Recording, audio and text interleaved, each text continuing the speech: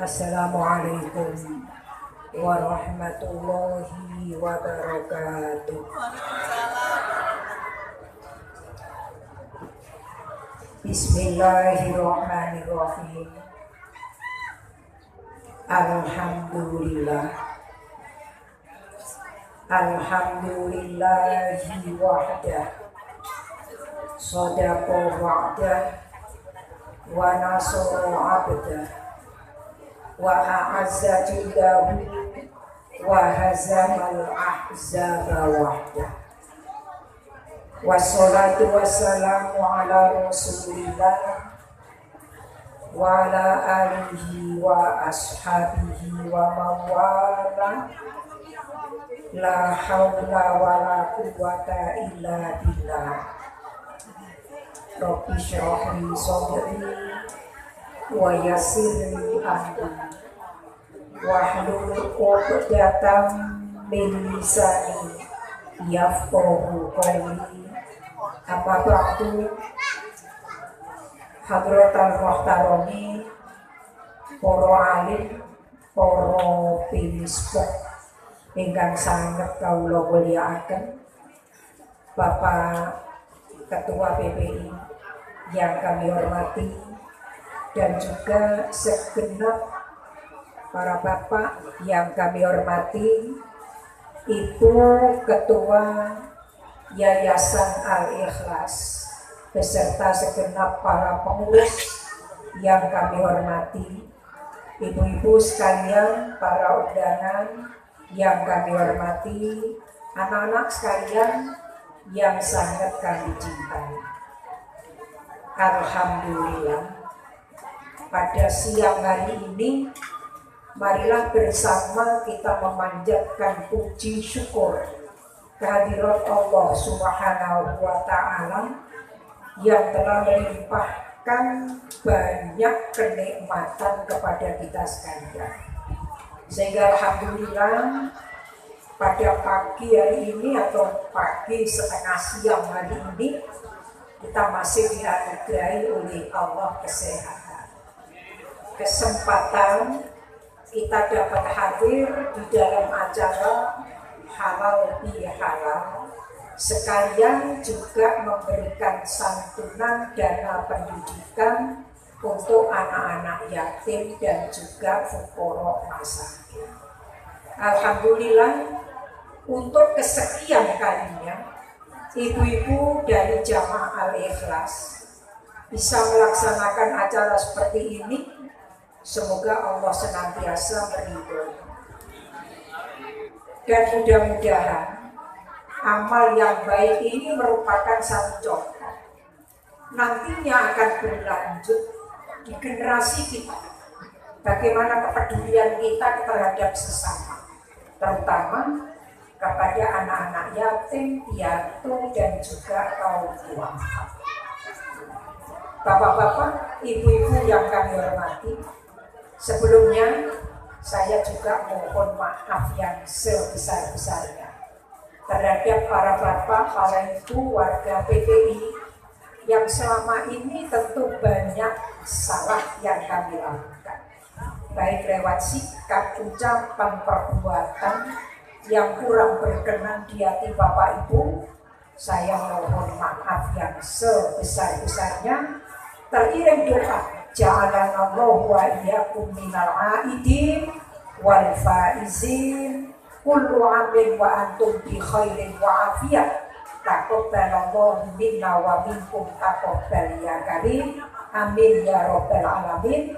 Semoga ibadah yang baru saja kita selesaikan di bulan Ramadan, puasa kita, tarawih kita, tadarus kita, zakat kita, sedekah kita, dan juga ibadah yang lainnya, semoga diterima oleh Allah Ta'ala. Kita masih dianugerahi oleh Allah kesehatan, umur yang barokah. Mudah-mudahan kita dipertemukan Ramadan tahun depan. Amin ya rabbal alamin. Bapak-bapak, ibu-ibu yang kami hormati, pada kesempatan pagi siang hari ini ya, ibu-ibu Yayasan Al-Ikhlas ini melaksanakan halal bihalal. Sudah sering kita dengar apa halal bihalal, untuk apa kita berhalal bihalal, yang nantinya juga akan kita sambung bagaimana pentingnya masalah pendidikan. Ini Bapak Ibu, halal bihalal ini kalau kita lihat di kamus Arab memang enggak ada. Apa sih maknanya halal bihalal? Kalau kalimat al-halalu itu ada, bi ada, halal ada, al-halalu bidul haram. Oh, halal itu maknanya kosok harinya haram. Tapi kalau kita rangkai dalam satu kalimat halal bi halal, itu Arab yang sudah di Indonesia. Jadi kalau kita cari di media Arab enggak, di kamus Arab pun juga enggak ada. Itu Arab yang di Indonesia. Tapi Bapak Ibu yang kami hormati, ini bawa arti yang sangat penting. Kapan mulai ada halal bihalal? Kita sejak kecil sudah ada halal bihalal. Halal bihalal itu ada karena ada Ramadan, ada Idul Fitri. Seumpama tidak ada Idul Fitri, tidak ada halal bihalal. Seumpama tidak ada Ramadan, tidak ada Idul Fitri. Jadi kalau dalam bahasa kita, ibu, bapak-bapak, halal bihalal. Halal itu artinya tahallul, lepas, melepas kesalahan, melepas penyakit-penyakit yang ada di hati kita, lepas. Jangan sampai kita bilang, aku mau wis njaluk sepuro, tapi hatiku sih loro. Jangan sampai itu ada kalimat yang kita ucapkan. Tapi kalau kita sudah halal bihalal, itu lepas Bapak Ibu. Katakan dalam bahasa kita kosong-kosong, tidak ada dendam, tidak ada dengki, tidak ada amarah. Agar kita benar-benar mencapai Idul Fitri. Idul Fitri kembali bersih. Yang asalnya kotor, kita bersihkan dengan puasa, dosa kita habis. Kemudian hari raya, kita saling memaafkan, bersih. Bersih, tidak ada salah, tidak ada dosa. Kemudian Idul Fitri kita berhalal bihalal, saling memaafkan satu dengan yang lain. Nah, cuma Bapak, halal bihalal ini ada sejak, kalau yang saya tahu, sekitar tahun 1948. Itu mulai ada di Indonesia ini istilah halal bihalal. Masalahnya, pada waktu itu kan Indonesia sudah merdeka. Indonesia merdeka tahun 45.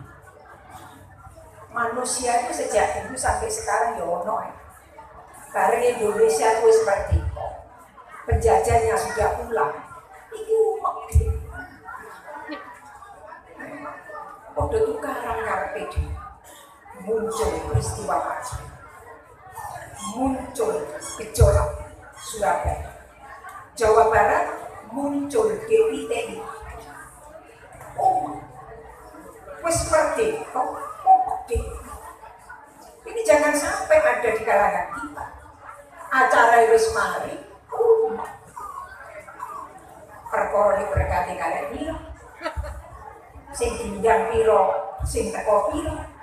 Jangan sampai, ya sudah selesai, beres, tidak ada gaji lagi. Nah, pada waktu itu Presiden pertama Indonesia Bung Karno melihat orang-orang, bahkan tokoh-tokohnya, lu kok ya umat dewe, itu bingung, baru merdeka ya Pak. Akhirnya Pak Presiden berkunjung ke tempat kediaman almarhum almarhumah Romo Kiai Wahab Hasbullah, pendiri Pondok Pesantren Bahul Ulum Tambak Beras Jombang.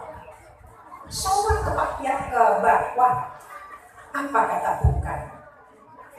Mbah Yai, ini dinapakaken toko-toko awak dhewe kok umuk karepe dhewe. Apa kata bawah? Sampan kelompok nomahon toko-toko. Tapi jangan sekarang Pak Presiden.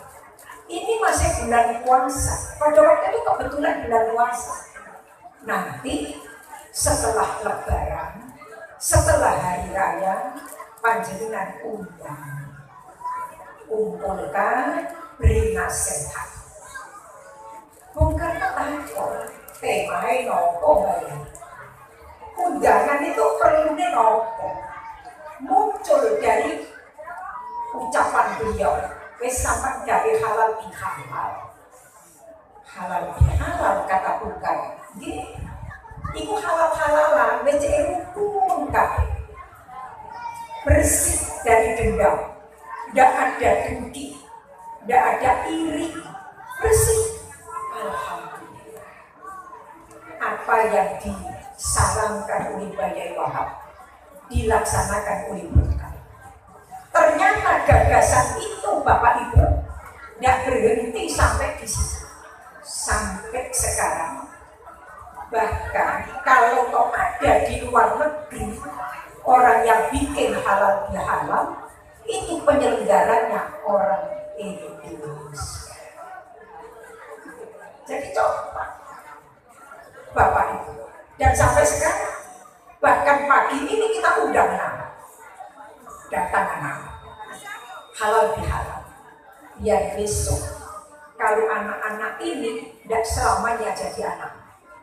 Sekarang anak-anak ini masih umurnya sekitar paling besar sekitar 15. 10 tahun yang akan datang jadi doa. Makanya Bapak Ibu yang kami hormati, kalau kita sudah berbicara masalah pendidikan, sekarang ini Bapak, kita sama-sama merasa kita menghadapi satu krisis, bukan krisis ekonomi, tapi krisis keteladanan. Ini yang perlu. Makanya Allah itu memberikan satu keterangan kepada kita. Ya ayyuhalladzina amanu qu anfusakum wa ahlikum. Jaga diri, baru jaga keluarga dari api neraka. Nabi pun juga mengingatkan kepada kita dalam urusan pendidikan, ibda' binafsi, awal dari diri kita sendiri. Sebagai orang tua, tidak hanya sekedar perintah kepada anak, ngaji nak, tapi yang ngomong gak ngaji, malah dominan kita. Kalau yang kita pegang HP, tapi kita baca Al-Quran yang ada di hati, contoh bagi anak-anak. Jangan sampai jamaah, tapi si ngomong penuh dan ini tidak binafsi. Karena apa Bapak? Jangankan kita memikirkan anaknya orang. Ya terus anak-anak ini, anak kita saja Bapak. Coba, anak kita sejangkep, bapaknya ada, ibunya ada, sampai. Kadang saya tanya, pinten sih putra kali dari wong luru sampai tinggal ini masalah anak. Apalagi yang anaknya banyak. Iku sih ketungguan bapak Eono, ibu Eono, anak-anak. Sekali ibunya, sekalian juga jadi yo nyangkai, yo ngerangkut, yo didik. Coba, ini kalau tidak kita sebagai orang desa, siapa? Makanya perintah membantu anak yatim itu ya, terdapat sebuah hadis yang disampaikan oleh Nabi. Dalam Al-Quran pun juga banyak keterangan untuk memperhatikan anak-anaknya. sering juga mungkin disampaikan. Tapi pada pagi hari ini, dana yang diberikan untuk anak-anak, dana pendidikan. Bapak Ibu, kalau kita membicarakan masalah pendidikan, yang ada di hadapan kita 3 masalah besar.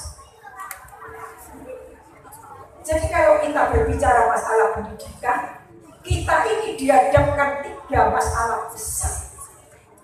1, nasibnya anak itu sendiri. Kalau bahasa kasar, 10 tahun lagi jadi orang. Anak kita pun juga begitu, Bapak. Ketika saya melihat anak-anak cilik-cilik, pada waktu itu jenis anaknya si gemelar cilik-cilik, saya pun juga berpikir 15 tahun anak-anak ini jadi belum lagi ibadahnya, belum lagi pendidikannya, belum lagi ekonominya. Jadi nasibnya anak besok loh. Makanya kita tidak jadi wong bersih istilah tidak lihat masalah pendidikan. Serius tuh Bapak. Karena apa? Guru pertama kita orang keteladanan yang kita berikan kepada anak, biaya yang kita berikan untuk anak tidak lepas dari doa. Nek jare wong Jawa sing akeh tirakat. Tirakat itu basa Arab. Ambil dari kalimat taroka. Maknanya ninggal. Berarti akeh tirakatin sing akeh ninggal perkara sing gak. Apalagi perkara itu merupakan perkara yang terlalu. Masa. Jadi sering saya sampaikan di ibu agar supaya ilmu dalam kita mendidik ibu-ibu lewat pengajian itu bisa berbekas, bisa kita amalkan. Syaratnya tidak banyak melulu tok saja. Sing ngaji yo ikhlas, sing mulang yo ikhlas. Karena jenenge yayasan Al-Ikhlas. Ini Bapak. Itu merupakan satu pokok. Ada keikhlasan, Allah akan meridhoi.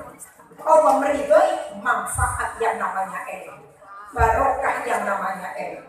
Dengan ilmu yang diterima oleh anak-anak, itu nanti akan jadi bekal kebahagiaan hidup di masa yang akan.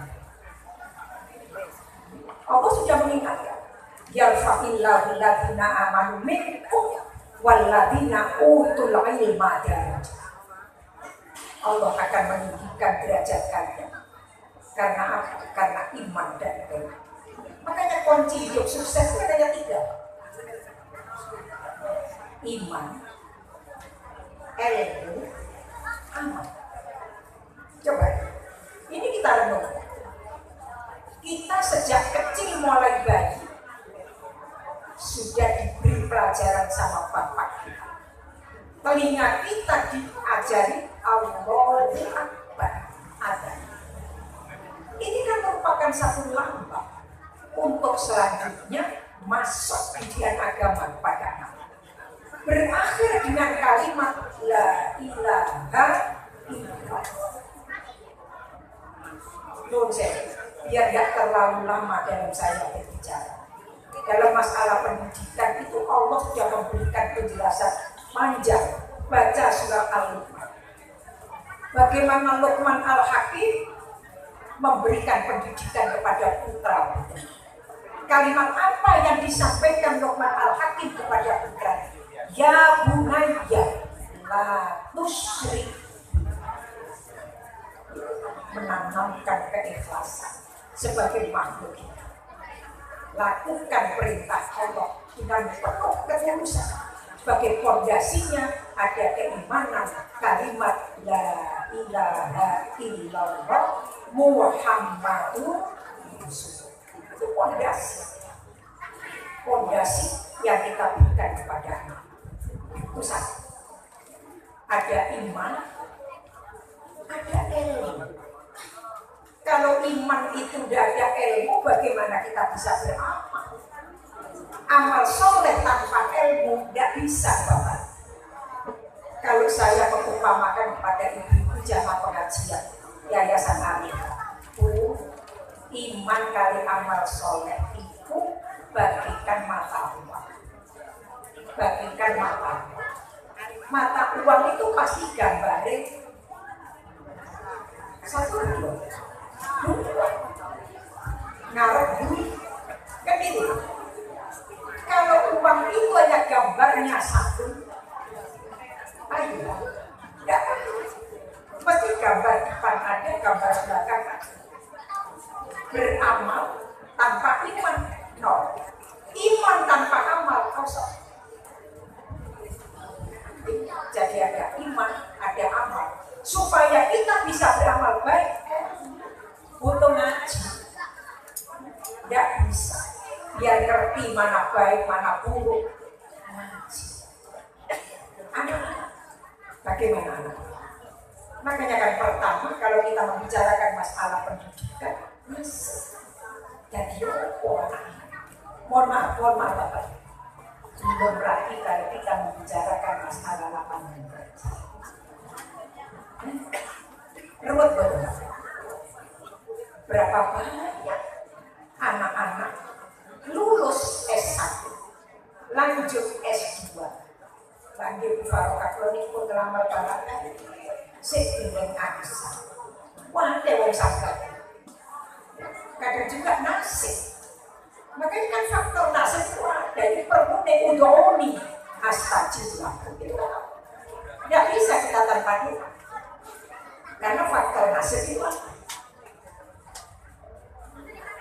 ada juga kadang-kadang wisuda pun pekerjaan sudah ada. Jadi ini nasib. Bapak itu, dosen, ojo jaga orang. Apa? Orang. Tapi anak-anak dibekali dengan ilmu. Ada semacam kejujuran di situ. Makanya kita kepada anak-anak Luqman Al-Hakim memberikan satu gambaran kalimat yang terucap ya ini ya dengan penuh kasih, tidak main bentak-bentak kepada anak-anak, tidak bisa Bapak, tapi penuh dengan kasih sayang. Beda kalau kita menghadapi anak-anak yang umurnya balita, apa di bawah 10 tahun, dengan kita menghadapi anak-anak yang umurnya belasan tahun. Anak-anak yang umurnya itu lah sekolah dibentak minggu. Gimana? Tidak gitu. Itu ada. Karena kita itu sebagai orang tua tidak hanya sekedar memberikan pelajaran, tapi membentuk watak dan tabiat. Bagaimana watak dan tabiat anak? Biar dia menjadi manusia yang jujur, biar jadi manusia yang sabar. Makanya kita tetap mau.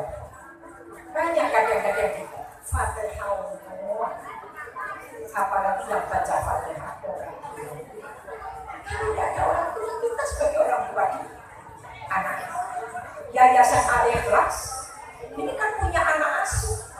Fatihah anak-anak itu.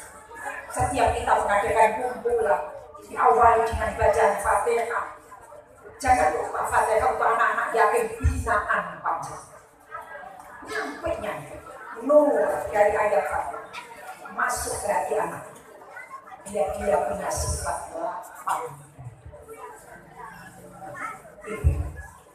Jadi satu nasib anak itu. Bagaimana 10 tahun, 15 tahun yang akan datang. Seperti tadi yang dicontoh, si ibu dari lahir sampai sekarang nasib anak-anak yatim. Sampai Quran itu dalam mengingatkan yas'alunaka 'anil yatim. Muhammad, kamu akan ditanya oleh masyarakat tentang anak yatim. Qul islahul lahum khair. kalimatnya itu islah.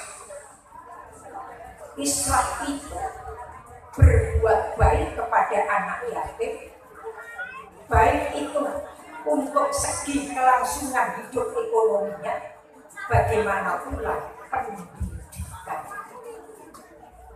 Sampai kapan kita memberikan dana pendidikan itu anak? Karena pendidikan itu seumur hidup. Utrubul ilma minal mahdi ilallah. Kadang kalau kita pikir yatim sudah selesai karena dia sudah balik, jenjang berikutnya berapa? Karena memang dia belum bisa kerja. Sering Bapak, di tahun berapa ada saya punya anak, dia diterima jalur undangan ke perguruan tinggi. Dia anak didik di madrasah saya. Kemudian dia itu mau daftar ulang, biaya bapak dan menang dia. Akhirnya kan guru tanya, loh, sama sudah daftar ulang, mana?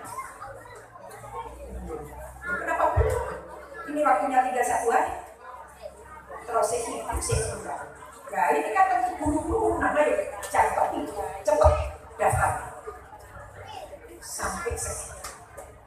Ternyata alhamdulillah banyak dari kalangan mereka, dari anak-anak yang tidak hanya anak-anak yang mampu, tapi anak-anak yang tidak mampu tapi berhasil sampai jenjang S1. Bapak, jadi itu yang juga kita pikirkan, dana pendidikan.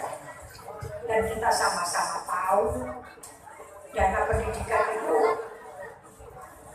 murah atau mahal? Nah, mahal atau murah? Ada ibu terus bilang, gak usah sekolah nah, masih ibu ini gak boleh SMA ya seperti apa. Itu malu. Besok beda lagi Bapak. Kalau dia gak punya ijazah, terus bagaimana? Terus kabeh itu nasib. Ada juga sing lulus SMA kalau penggaweane enak. Sing nganti S3 itu penggaweane sing dipakai ijazah SMA yo ono. Nas. Banyak. Satu, nasib dari anak. Yang kedua, berbicara masalah pendidikan anak-anak. Yang nomor 2, nasib bangsa. Kalau kita ini sudah ada, sopo sing genteng, masa nak mau teko India, masa nak mau teko Korea, apa jadi? Anak cucu kita ini besok yang akan mampu dicorak opo negara. Gak sembarangan kan kalau kita berbicara masalah ini, terutama membentuk anak-anak yang punya jiwa ikhlas, jujur, tidak lewat pendidikan agama. Nah, sudahlah Bapak Ibu sudah baca. Prihatin banget Pak Sekali. Kalau kita sudah melihat bagaimana rencana kurikulumnya akan susah. Makanya pendidikan agama lewat masjid. Ada di situ. PPI-nya ada, diniyahnya ada. Jaga memang boleh sekolah. Tidak tutup dan itu. Apalagi perempuan. Perempuan mohon maaf Bapak. Lulus SMP itu tidak ngerti rukun sholat.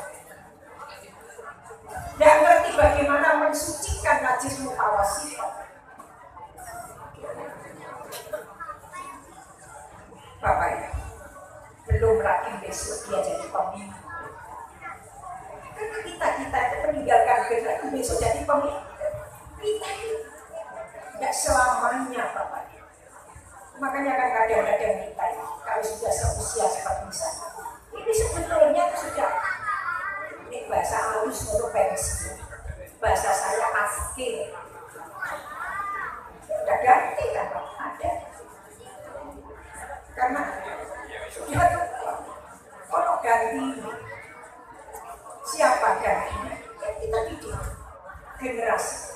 Jangan sampai sing tuwa dak gelem leren. Becik sing iki antri pirang-pirang.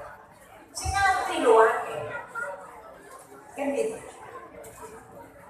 Jadi kita tuh kan paling nggak tahu anak ini lulusan pesantren, dia bisa ngajari pengajian, misi ngaji sana ngaji sini. Masa sih itu ada ilmu?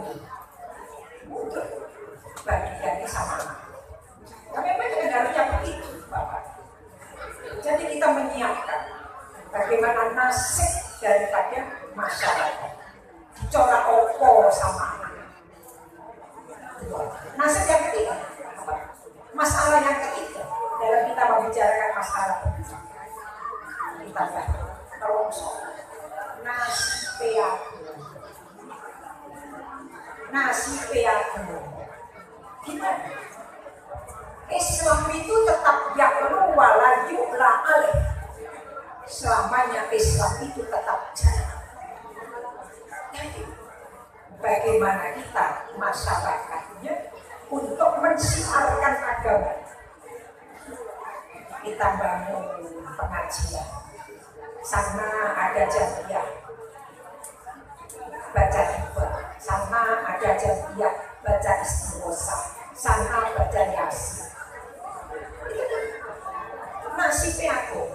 Kadang-kadang saya sendiri mikir kilo-kilo meneh 20 tahun kas jamaah pengajian itu si orang. Orang kadang-kadang menjaga yuk, jaga yuk, ngajinya jaga emang itu orang, dekresetan, tidak datang ke pengajian. Padahal Allah itu punya malaikat, tugasnya itu derek kumpul-kumpul ngaji.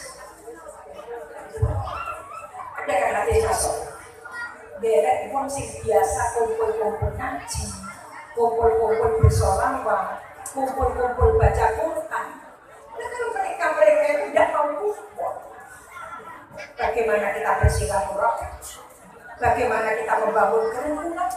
Ngaji di foto-foto dalam YouTube di bagaimana nasib agama? Mohon maaf Bapak. Itu terkadang kita berpikir zaman teknologi seperti ini, jangan sampai anak-anak ya, apalagi mohon maaf, kalau anak-anak usia segitu sudah yang dipegang itu hati. Sering kan disampaikan, opo jari sing nyekok. Bukan kok kita tuh tidak boleh pegang HP, tapi opo jari sing nyekok. Kalau sekarang ini lagi marak sing jenenge judi online. Nah, sampai saya pernah diberitahu sama seseorang, Mbak ini judi online itu koyok berhantu. Jadi ada sampai begini, buru iblis ini sok. Ini sudah ditutup umpamanya, muncul lagi. Tidak dari kalangan muda saja, dari kalangan anak-anak sampai kalangan tua. Tidak ada yang namanya judi menang itu enggak. Berapa pulsa yang habis, berapa uang yang keluar. Kalau dia yang menang satu kali, sama itu ngambil mulai pulsa, pasti rugi. Tidak Allah ceritanya berapa judi menguntungkan tidak. Allah itu jelas mengatakan hurrimat, marah di kalangan lewat permainan kali-kali lewat online suwe-suwe. Kalau tidak diawasi oleh yang tua, itu Bapak tanamkan pendidikan agama kepada anak. Sejak anak kecil tanamkan pendidikan agama biar anak-anak itu ngerti halal. Sehingga Bapak Ibu yang kami hormati, kama arsalna fikum rasulan min yatlu alaikum ayatina wa yuzakkikum wa yu'allimukumul kitaba wal hikmah. Itu metode yang disampaikan Nabi dari Allah dan memberikan pendidikan kepada anak. Kama arsalna fikum rasulan minkum. Allah mengutus nabi dari kalangan kita para manusia. Pertama, yatlu alaikum ayat. Nabi membacakan ayat-ayat Allah, baik ayat yang tersirat atau ayat yang tersurat. Dibacakan ayat-ayatnya. Koyo anak-anak pintar ngaji Quran. Sekali waktu diajak. Bahkan saya tahu sering sama ibu-ibu panitia, sama-sama pengurus Yayasan Arifah, anak-anak sekali waktu diajak pergi. Nanti, kemudian, ya mungkin sekali waktu tidak melejar di kelas. Tidak sekedar melejar, tunjukkan itu kekuasaan Allah. Yang keluar alaikum ayat itu tanda-tanda kekuasaan. Makanya anak-anak ketika kita ada di pantai, ketika ada di satu kebun raya sopo masih ngelilingi kita, dia akan berpikir di situ kita menumbuhkan keimanan. Ya keluar alaikum ayat. Baru ada wayu zakikum, bersihkan hati anak, sucikan hati anak. Hati orang tua ini perlu pengorbanan, Bapak. Perlu pengorbanan. Gimana? Makanya nggak jujur lah aku namanya orang tua. Nggak bisa. Di samping memberikan pendidikan agama, di situ ada keteladanan yang baik dari orang tua. Biaya yang kita berikan untuk anak-anak di halal, biaya pendidikannya, biaya ekonominya, biaya kesehatannya halal, doa dari orang. Saya pernah waktu dulu kan anak-anak seperti yang dilakukan anak-anak kemarin. Kalau masuk perguruan tinggi zaman sekitar tahun 90-an kan istilahnya UMPT 91, 92, 93. Saya pernah punya anak, begitu dia pulang dari ujian MPT aku mau panik. Nah pokoknya kode lali, kok iso lali? Bekot wis tulis. Nah tidak tak tulis. Gimana namanya orang tua? Boleh jadi terima di koyo yang satu panggilan. Tidak bisa diulang baru nanti 1 tahun yang akan datang. Tidak ada jalur-jalur seperti sekarang. Tidak lulus UMPTN, tunggu tahun depan. Kecuali kalau mereka yang diberikan swasta. Saya tidak bisa pada waktu masa. Akhirnya saya punya anak jamaah pengajian remaja. Jadi ada yang ngaji anak-anak remaja kurang lebih sekitar hampir 150-an. Anak-anak yang lulusan SMA tidak bisa kuliah kita tampung. Ayo ngaji. Di langgarnya Bapak. Ayo ngaji. Ngaji apa upaya? Ngaji apa? Biar kau tidak oleh pengetahuan biar pengetahuan agama. Alhamdulillah. Bapak. Anak-anak itu saya minta bantuan. Ikhlas namun ayo mau coba khususnya mudah-mudahan anak saya diterima di UMPTN. Begitu diumumkan, dulu ngomong ini kan belum ada HP, belum ada internet kalau saat ini pengumuman lewat koran. Masya Allah, subuh dia tidak berani. Setelah subuh dia menjumpas di kamar dempis. Bapaknya yang pergi di pom bensin Tumpul. Baru kita tidak berani dibantah. Saya tahu nomornya berapa, jauhan apa, dan dipilih jurusan apa. Pokoknya jenenge alhamdulillah. Kilo pokoknya keterima. Yang pertama kali kedua pertama. Langsung pahami, dia sujud. Itu barang bukan jalan atau bagaimana kan? Tapi jelas ada yang tidak. Tidak ada doa kita, tapi doa para anak, doa para jamaah. Bapak, jangan lupa kita anak-anak ujian, kita paling tidak beres Quran. Anak-anak besok ujian, malam tahajud, mohon kepada dia diberi keringan. Doanya orang.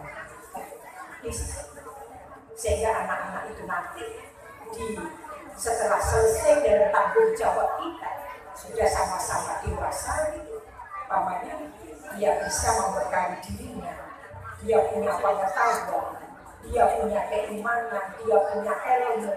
Alhamdulillah, mudah-mudahan jadi anak-anak yang beriman. Dan itu bisa soleh, muslim, solihah, muslim. Bedanya kalau soleh bagus terhadap dunia, badan yakin, ekonomi yakin, pendidikan yakin, muslim dia bisa berbuat baik untuk orang lain. Soleh, muslim, solehah, muslim bisa berbuat baik untuk orang lain. Banyak orang Singapura ini yakin, tapi kadang-kadang tidak bisa berbuat baik untuk orang lain. Nah itulah Bapak Ibu yang kami hormati, sekedar yang kami sampaikan. Mohon maaf kalau halal insya Allah sudah sering disampaikan. Yang penting Bapak Ibu, agar kita menjadi orang baik, satu, kita butuh dengan rahmat. Dua, jangan merasa diri yang menjadi orang penting. Jadi ada iftikharon li rahmati rabbi, iftikharon li nafsi. Itu kunci sukses. Iftikharon li rahmati rabbi, merasa butuh dengan rahmat Allah. Iftikharon li rahmati rabbi, iftikharon li nafsi. Artinya merasa dirinya bukan orang penting, tapi kita punya sifat rendah. Satunya lagi tawadhu terhadap sesama. Kita akan jadi orang yang. Nah itulah yang kami sampaikan. Mudah-mudahan ada manfaatnya walaupun sudah cukup siang. Mudah-mudahan ada manfaatnya. Sekali lagi mohon maaf yang sebesar-besarnya pada ibu, bapak-bapak, terutama kepada seluruh pengurus Yayasan Al-Hifaz. Saya mohon maaf yang sebesar-besarnya. Juga mohon maaf dan kita masih diberi oleh Allah kemuliaan. Sewaktu-waktu kita dipanggil oleh Allah, mudah-mudahan husnul ala hati dunia ibadah hati Fatihah.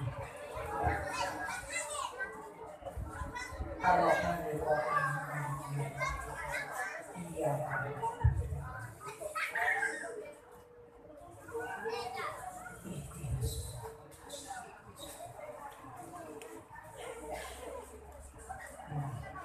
Bismillahirrahmanirrahim. Allahumma sholli wa sallim wa barik ala sayyidina Muhammad walhamdulillahi rabbil alamin. Allahumma sholli sholatan tujina biha min jami'il ahwali wal afat wa taqdirana biha jami'al hajat wa tutahhiruna biha min jami'is sayyi'at wa tarfa'una biha indaka a'la darajat wa tuballighuna biha aqsal ghaya min jami'il khairati fil hayati wa ba'dal mamat. Allahumma akhrijna min dhulumatil wahmi wa akrimna binuril ilmi warzuqna fahman nabiyyin wa hifdzal mursalin wa ilhamal malaikatil muqarrabin bi rahmatika ya arhamar rahimin. Rabbana hab lana min azwajina wa dzurriyyatina qurrata a'yun waj'alna lil muttaqina imama. Allahumma ij'alna wa azwajana wa auladana wa dzurriyyatina wa talamidana wa tilmidatina min ahlil ilmi wa ahlil khair wa la taj'alna wa iyyahum min ahli syarri wa dhair. Rabbana atina fid dunya hasanah wa fil akhirati hasanah wa qina adzabannar. Wa sallallahu ala sayyidina Muhammad walhamdulillahi rabbil alamin. Wassalamualaikum warahmatullahi wabarakatuh. Ibu Nyai dipersilakan tetap duduk.